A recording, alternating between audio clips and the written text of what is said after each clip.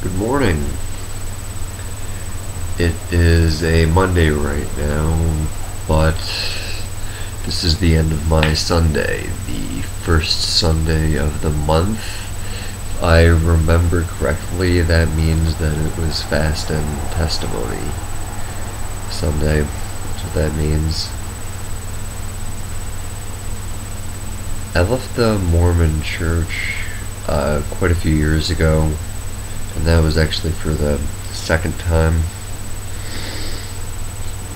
I think a lot about religious things quite often. I don't talk about them out loud. I like thinking about the universe, different possibilities. I like a lot of science. I like watching videos of atheism, the creationists. I like fantasy. I just like the idea of possibilities. But I was raised in the Church of Jesus Christ of Latter-day Saints. And I'm trying to, this is my testimony. I chose the word apostate because that's kind of like a red flag if you are a Mormon.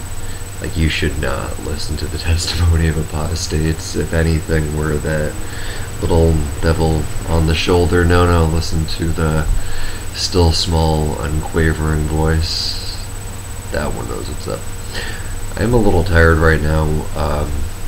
Though it is Monday, like I said, this is my Sunday evening. I work a night shift, so this is the morning sun coming up right here behind me. And I haven't really eaten either, and I've been up a long time. I sometimes feel that there is some kind of like religious opening of the mind feeling when you're deprived of things like sleep and food, or if you're just on drugs. I kind of don't want this to be too silly of a thing. I have a hard time taking anything seriously anymore in some aspects. When I was young, I really did believe sincerely in the church. I would say that this is mostly because of the adults leading you on in the world. Like, they're supposed to know everything. Like, they're big. That's what a grown-up is. That's someone who knows everything. So you don't kind of question it. Like, if your parents tell you, like, this is bad, or don't mess with that goose over there, he's gonna bite back. Typically, you'll just believe them, and you're probably right in doing so. That's the safe bet. They've had a lot more chances, a lot more opportunities in their life to mess up, so they do have some kind of wisdom to offer. Clearly.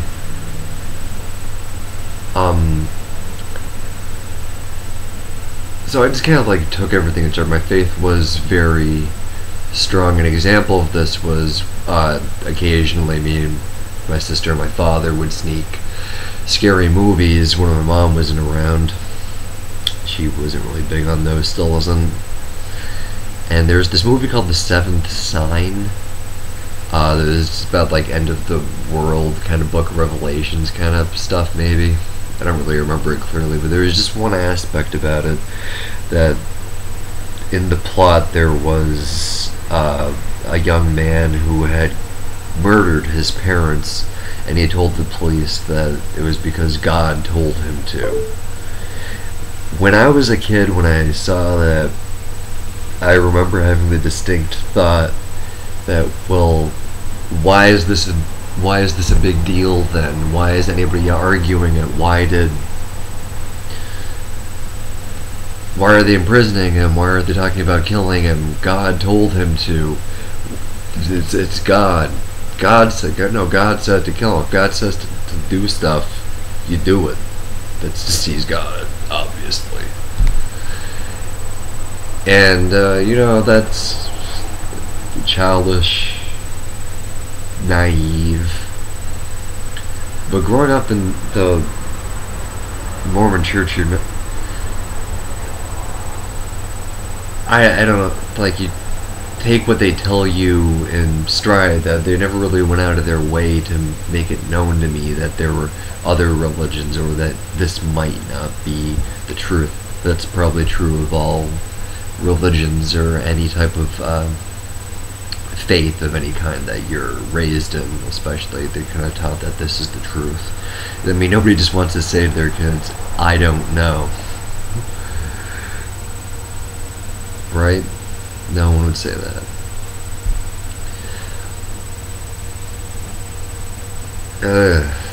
I'm just gonna go. I'm not gonna do that. I see a lot of like quick edits on YouTube that kind of bothers me sometimes. I'm gonna try to do like a stream of thought consciousness thing here. And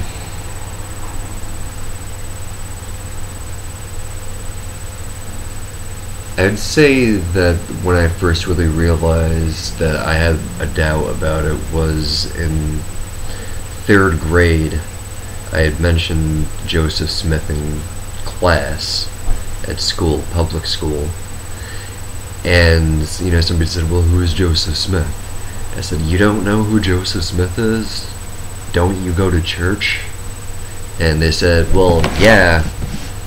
And that was sort of when I realized that these other buildings I was seeing around town were other religions. I knew that there were churches, but like if somebody said to me that it was a Catholic church, I didn't think that that meant what they were teaching there was something different, that had to do with the architecture. That's the obvious difference, although I wouldn't have known the word architecture when I was 10, probably not. I was kind of stupid, obviously, from what I said.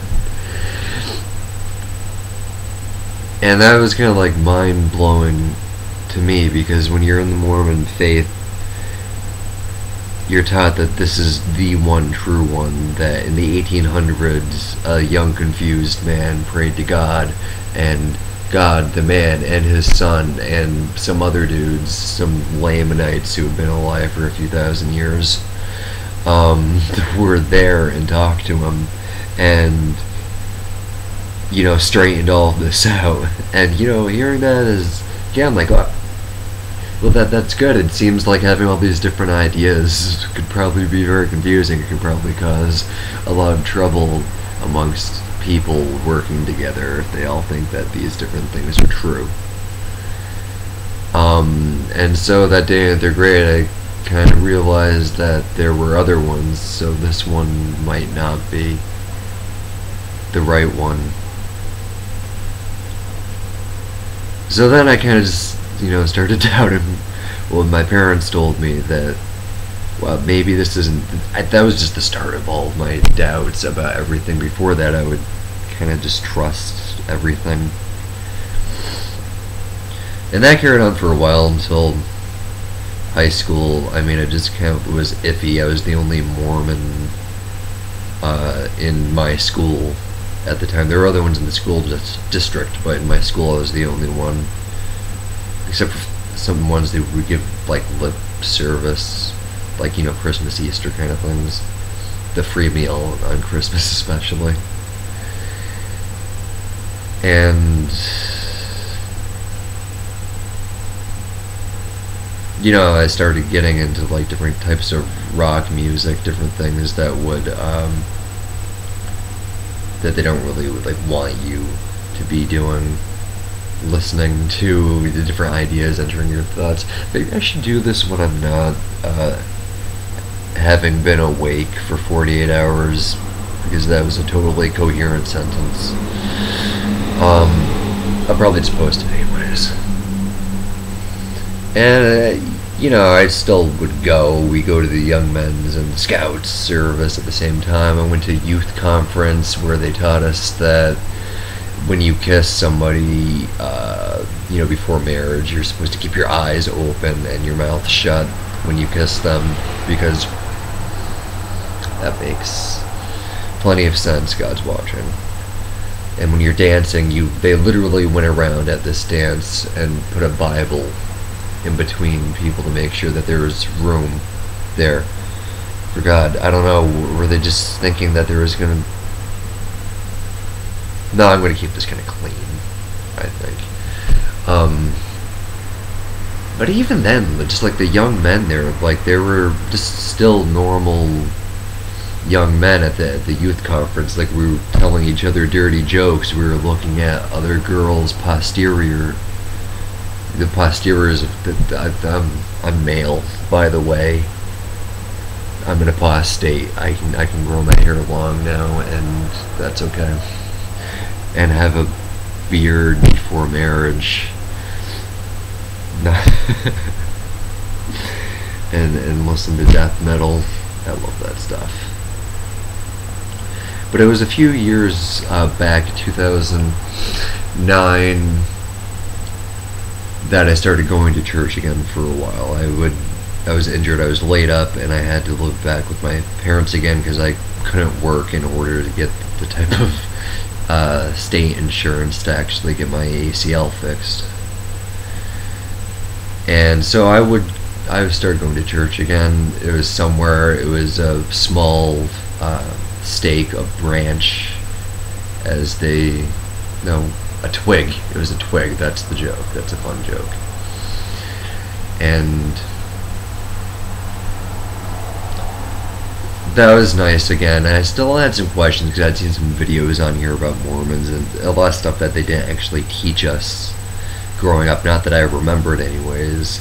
Like about the star Kolob and the planet that's so big that it takes 1,000 of our years for it to rotate, and yeah, all that stuff. There's plenty of videos on the internet. Wonderful resource of information created by science that we have. I love it. And I had some questions about that. I went back, and it turned out that a lot of that stuff that you see on here is more or less true, and God changed his mind about black people in the 1970s. Shouldn't he have just known that from the start? Like, why when Jesus came, didn't he just say, hey, rape is bad, hey, black people are okay, hey, why not all this stuff that makes sense, hey, this is, let me tell you about math, let me teach you about like forces of inertia and Newtonian movement, and that the Earth revolves around the sun, and that there is another continent over there. Which also gets to an interesting point about Mormonism in general. If you don't know much about it, it explains what happens in the Americas over here. And I live in upstate New York. I've been to Palmyra a few times. I've seen the Hill Cumorah pageant. It's a lot of fun. Lots of pageantry. Hence the pageant. Lots of fire and loud noises. It's fun. It's actually interesting. The Sacred Grove's nice too. And I've done proxy baptisms for the dead at the Montreal Temple before, where like I've done some for some of my relatives, where how that works. If they never received the true faith in this life, then they're receiving it in the next life, but only the flesh can be baptized, so I'm taking it by proxy, if you know what that means. And people talk about the feelings that you get when you're doing this, when you're getting the hands laid on the head, and they would always talk about like sort of like an electrical sensation when this is happening, and that's the Holy Spirit, or your hairs, you get goose flesh and your hair starts standing up. And I've definitely felt that. I felt that sensation before. I felt it other places too, though. I felt it when I'm listening to very powerful pieces of music. I felt it when I was reading some sections of The Lord of the Rings, or the Dune series, or many other things. Just things that kind of feel epic. Bigger than, larger than life. They have always given me that sensation. And geez, 14 minutes? Probably get to a point here. That kind of just doesn't seem like a good ideal to me. These temples, they cost millions of dollars to create. So many people are putting a lot of their own time into this, worrying about something that's happening in an afterlife, and there's so many people suffering in this world right now, and so many of our resources are being put into something that we're not all even in agreement on. What we can agree on is that there is a lot that we don't know. That's what I like about science, is that it takes that into account, only what's provable. It's sort of like a neutral ground. I look at it like this, that your own personal beliefs, it's kind of like we all went to see movies together and we couldn't decide on something, so we all went to see a different thing, and then there's the lobby and we're meeting there afterwards explaining what we saw to each other and our own experience that we had with that and what the movies meant to us. That lobby is what I consider science to be.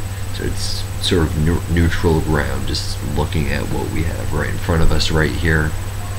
Your testimony was that movie that you saw that nobody else saw.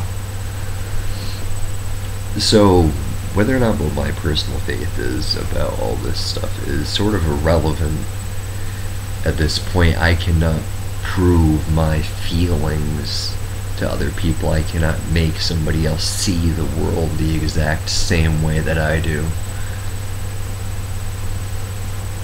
But my conviction is that if you're in a religion that is just an organization that is worth $40 billion, just the Mormon one in specific, because that's the one that I grew up in, but there are many, many other ones in the same boat, and you're spending all of your money on making like DVDs and promotional movies and special garments to wear that are sacred somehow, or just printing books or Bibles, when there's so much suffering in the world that seems just very unempathetic.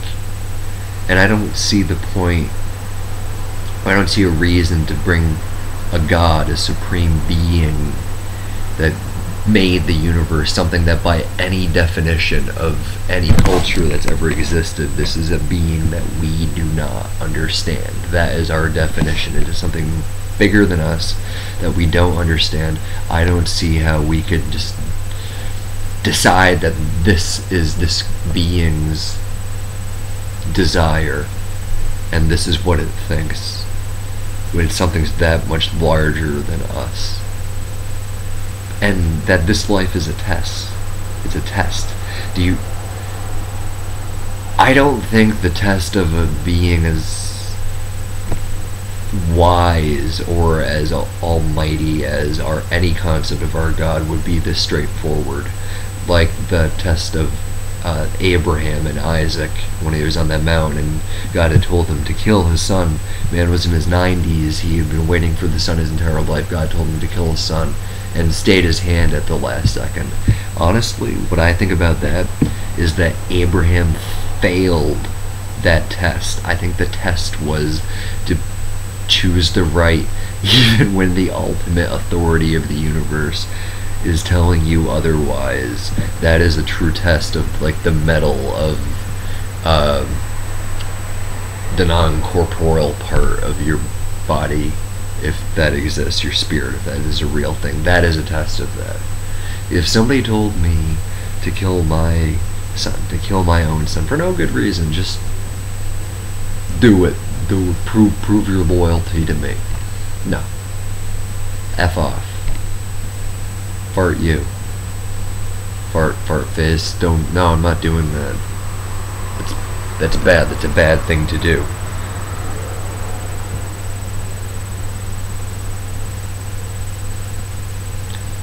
So, if your organization has millions of dollars, billions of dollars, the Mormon Church is worth $40 billion from what I've heard. All of it, collected tax-free. They have a $1 billion contract with a local chandelier company for these temples. These temples are extremely ornate. I mean, not like gold-plated or anything.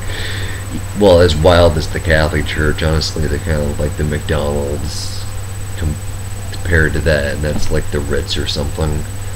But that doesn't mean anything. I don't think the truth is something that needs to be sold to you like this, not door to door like vacuum salesmen. It's the same sales process. If they just came to the door and told you, hey, did you know God is alive? He has a physical body, and he lives on the planet Kolob, which is a really, really big place, and he can see everything. If somebody just said that to you when you're waiting for coffee to boil, and that was that, they just told you exactly all the stuff. No, they have to ease you into it, kind of lube you up a little bit first. I'm very tired, by the way. Man, what more am I getting at here? Okay, but I had returned to the church, and there was something in, I don't remember if it was the Book of Mormon, but it's a Mormon thing that they say, which Mormon, even according to them, they don't worship that guy. I don't know if you knew that. That was apparently the ancient Native American who was really just an Israelite descendant, compiled a bunch of their stories. That's what the Book of Mormon, that was his name. Then there's Moroni after him, who is the final person to composite to put the book together, compile it. I don't know why it's not the Book of Moroni. I think that sounds a lot cooler. I love Moroni. He's the one who's on top of the temples, too. Why isn't it named after him? Why aren't we Moronis? We. That's funny. So I had returned. There's something that it says, if you really want to develop a good testimony about this, you have to come with a contrite spirit and a broken heart, and study the scriptures and pray about it and fast and think, ponder, and pray. Listen to the still small voice. And I did that. I read that book cover to cover. I'd never done it before. I'm a much more avid reader than I was when I was a kid, and I thought about these things, and I actually was praying quite often. I had a lot of time being laid up, and I was thinking about this because I was brokenhearted at the time. Somebody who meant a lot to me had broken my heart. Like, that one person you think they show up and everything had been worth it so far, everything you'd been through in my 23 years of life, which probably doesn't seem like much to some people. 28 now, by the way. That was when that happened, and I didn't even know what I thought anymore. So I kind of returned to this and gave another chance, and with all that, with everything, what the answer I got, it was nothing, just as ever. As much I had a contrite spirit and broken heart, and I studied the scripture in and out. I went to church. I conducted the Christmas pageant with the 4/4 timing, where I learned about Bach and other things. Gordon B. Hinckley liked Bach quite a bit. I saw him live in concert one time. Gordon B. Hinckley, not Bonk. Bach. I should probably wrap this up. Anyway, I hope that my microphone wasn't too terrible. I couldn't find a way around that. I've been having troubles with my computer, and I lost my Shure microphone. And that's that. I don't know, I might think of more at this point. Maybe if somebody watches this, they'll have some interesting comments. Maybe I can have more to think about or something. Anyway, I just enjoy being alive because I would say it beats the alternative. I don't feel that I need God or Jesus to choose the right. If somebody punches you in the face, it feels bad. It's not a good thing to feel hated like that. So why would you do that to anybody else? Especially when you have to live with them. I feel that religions are far too polarizing. It makes that us and them mentality where you're either with us or you're against us. But I think that we just all need to find common ground. I think a good common ground starting place is whether how devoutly you believe or not, we all agree that there is a lot that we do not know. Some people say that that is something that's known, and the person who knows it is God, so we don't need to worry about it. Some people just say we don't know, and maybe there's things that are unknowable. I don't know. But we're very, very tiny creatures. Very tiny. That's that. Have a wonderful day.